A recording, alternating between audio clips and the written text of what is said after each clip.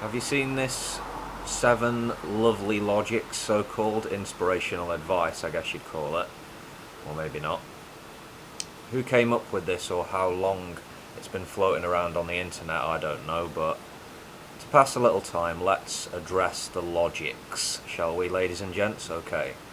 Number 1, make peace with your past so it doesn't spoil your present.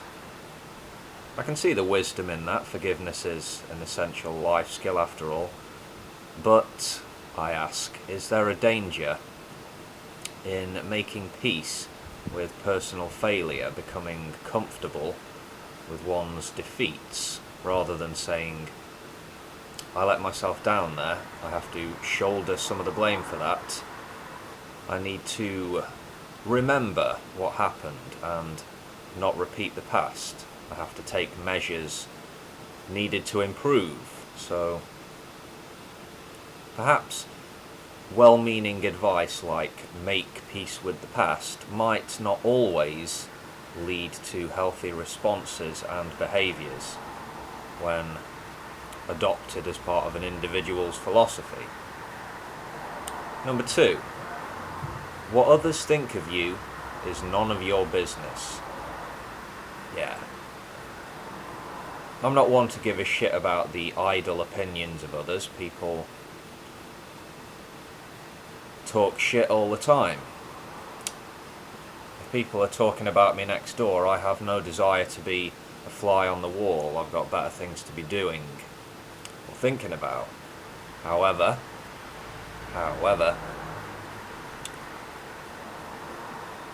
there is a social jungle out there. What others think about you and say about you is, whether you like it or not, social currency. Reputation is a form of currency. If you're a politician or a businessman or some other kind of professional, you may well be surrounded by allies and enemies. What people think of you will determine how they treat you, quite simply.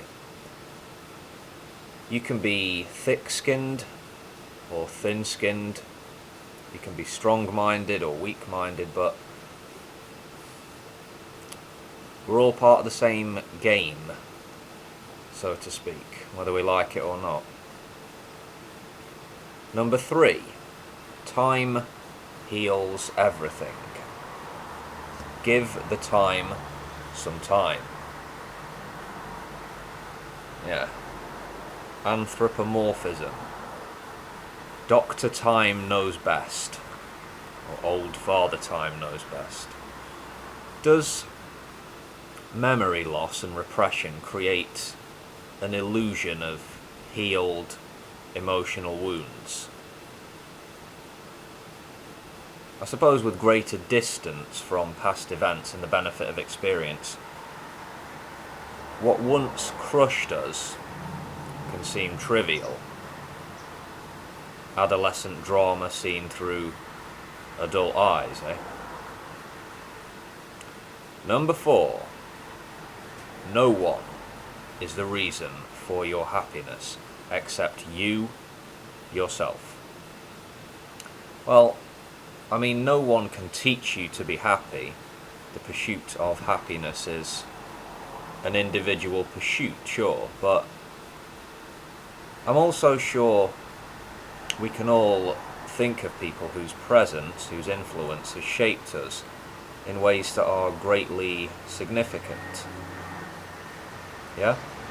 No one's an island, and we all need the input of others. Number 5, don't compare your life with others.